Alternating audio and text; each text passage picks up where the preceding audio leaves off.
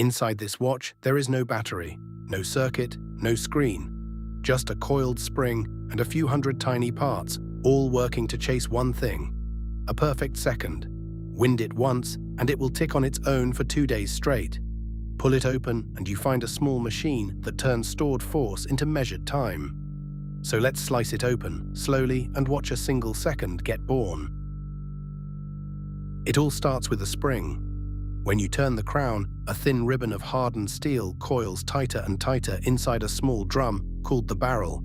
That ribbon is the mainspring. Wound up, it holds a surprising amount of force, like a bow drawn back and held in place. It wants to unwind right now, all at once. The whole watch is really one long, patient argument about how slowly we can let it. So we never let it rush. The barrel turns just a little at a time, and its teeth push the first wheel in a train of gears.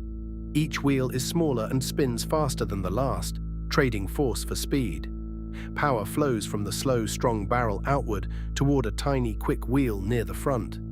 By the end of the chain, a heavy push has become a light, fast flick, ready to be counted. Here is the clever part, the escapement. It is a gate that opens and closes, letting the gears advance one small step at a time. A toothed wheel, the escape wheel, keeps trying to spin forward. A little anchor, shaped like a claw, keeps blocking it. Tick, one tooth slips past. Tock, the anchor catches the next. Without this gate, the spring would empty in an instant. The escapement rations it, releasing energy in even, countable bites. But what tells the gate when to open? A spinning wheel called the balance. It turns one way, then swings back the other, over and over, like a tiny merry-go-round that cannot make up its mind. Each swing nudges the anchor, freeing exactly one tooth of the escape wheel. The balance is the heartbeat of the watch.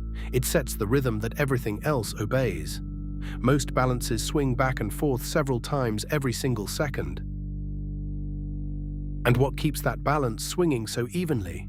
A hair-thin coil of spring, the hairspring, wound around its center. As the balance turns one way, the hairspring tightens and pulls it back. It overshoots, the spring wins the other way, and pulls it again. This push and pull has its own natural rhythm, almost immune to how much you have wound the watch. The hairspring is why a nearly empty watch still keeps the same time as a full one. There is a quiet trade happening on every tick. The balance opens the gate, but a freely swinging spring would slowly lose energy to friction and air, and stop. So each time a tooth escapes, it gives the balance a small shove back. The mainspring's force, rationed through all those gears, arrives here as gentle kicks. Time keeps the rhythm, the spring keeps it alive. Lose either one, and the watch will race, drag, or simply stand still. Now the watch just counts. Every full swing of the balance lets the escape wheel turn by a fixed, tiny amount. String enough of those together, and they add up to exactly 1 second.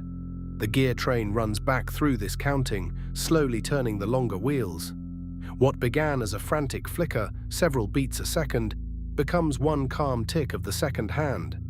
The whole machine is really a counting device, dressed up as jewelry.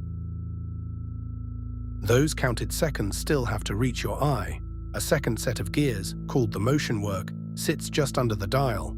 It takes the fast-turning seconds wheel and gears it way down. 60 seconds become 1 minute, 60 minutes become 1 slow hour. 3 hands share the same center, each turning at its own pace.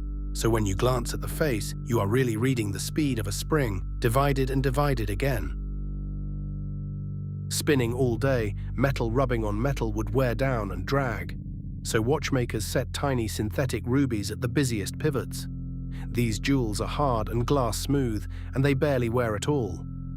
A drop of oil thinner than a human hair lets the wheels turn freely for years. Look for a dial that says 17 joules or 21. That number is simply counting these little gem bearings, bright hidden spots keeping the second honest. It is never quite perfect, and that is part of the charm. Heat swells the metal, cold shrinks it, and gravity tugs differently depending on whether the watch is lying flat or standing up. A fine mechanical watch might gain or lose a few seconds a day, and that counts as excellent. It is a machine of small compromises, balanced by hand. A quartz crystal would keep far better time, but it would not breathe like this. So here is the whole chain, start to finish. The mainspring stores your turn of the crown. The barrel and gear train carry that force outward, trading strength for speed. The escapement rations it into even bites. The balance wheel and hairspring set a steady rhythm and take a small kick back on every tick. The counting gears turn beats into seconds, the motion work turns seconds into hours, and jeweled bearings keep it all smooth. Force in, time out. No battery, no screen, just a spring, a wheel, and a gate, arguing politely about the exact length of a second, 2 days at a time. So the next time one of these ticks near your ear, you will know what that sound really is. Energy, escaping on a perfect schedule. Thanks for watching The Cutaway. Wind it up and let's slice something else wide open soon.